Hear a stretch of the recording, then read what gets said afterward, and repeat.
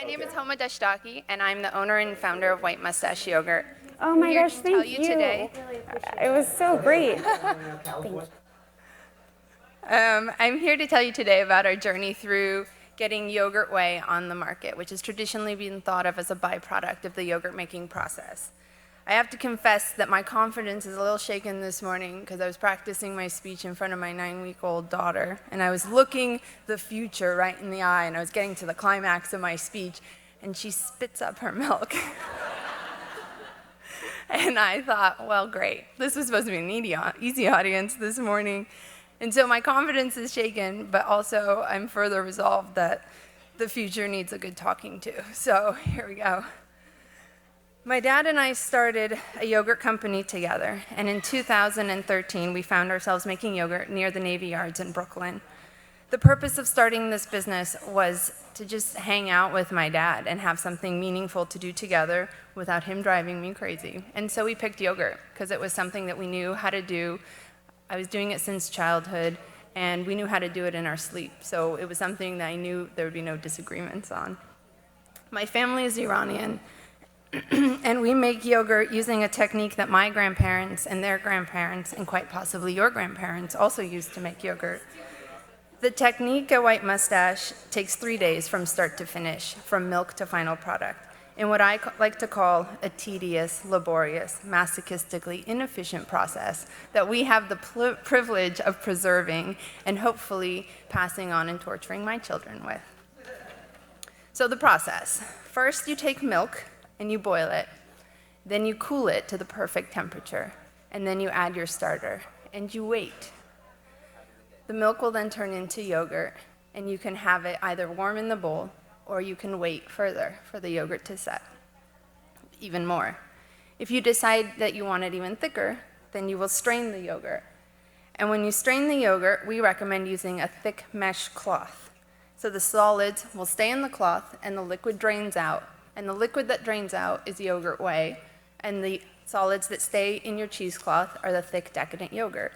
So in our version of making yogurt, you get two products, the yin and the yang of the yogurt making process, the yogurt and the whey, the chicken and the egg, if you will.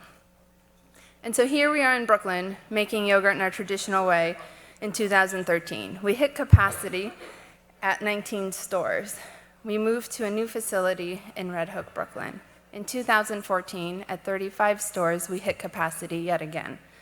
At this point, we decided to build our own facility again in Red Hook, Brooklyn, and we're at a crossroads. Our yogurt has been extremely successful, but it hurt so much to throw away all that whey. I looked into tradition.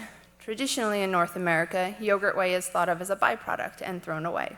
At our house, traditionally, we drank the yogurt whey. When you made a batch of yogurt and you had a glass or two of whey from the straining process, you chugged it.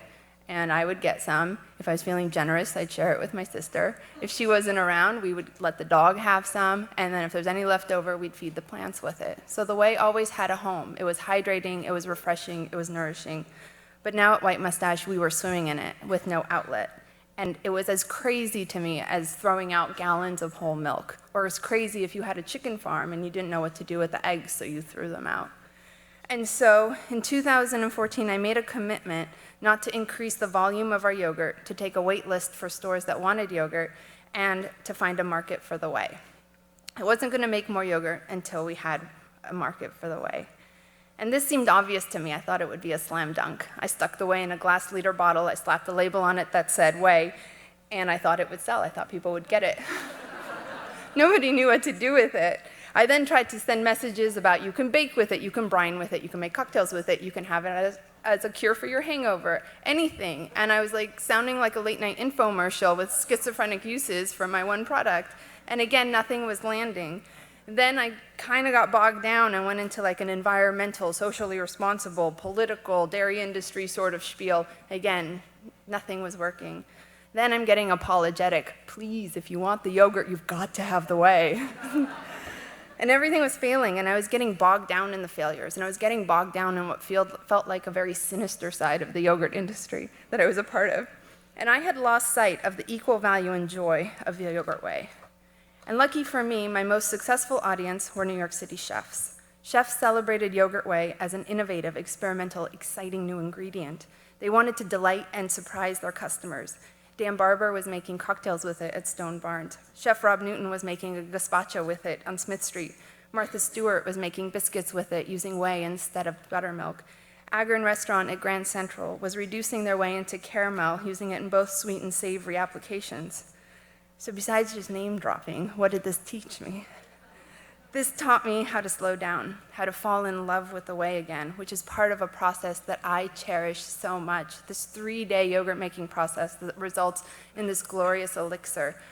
And so I sat down with the whey. I even wrote it a love letter. I apologized to it for treating it like a problem child, and I treated it like the star of the show.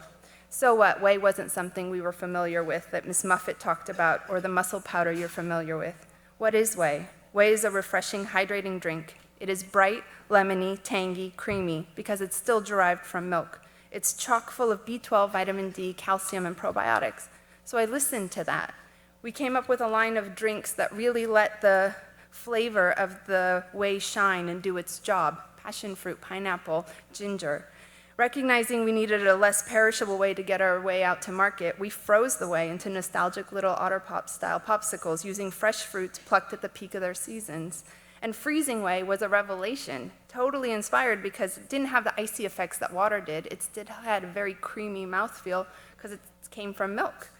And so that was very exciting to have these 2 lines of products out. And so my problem to solve became my privilege to make. And we began seeing the needle move on the whey sales. In 2014, I was making 10 batches of yogurt a week. In 2018, I started making 12 batches a week. And while this might not seem like a huge increase, our small successes with the tonics and the pops actually made me double down in our commitment that we made back in 2014. I believe that White Moustache can get to the point where we can drive whey sales and the promotion of whey, and so how in love with whey we are, that one day the sale of whey will demand that we increase our production of yogurt.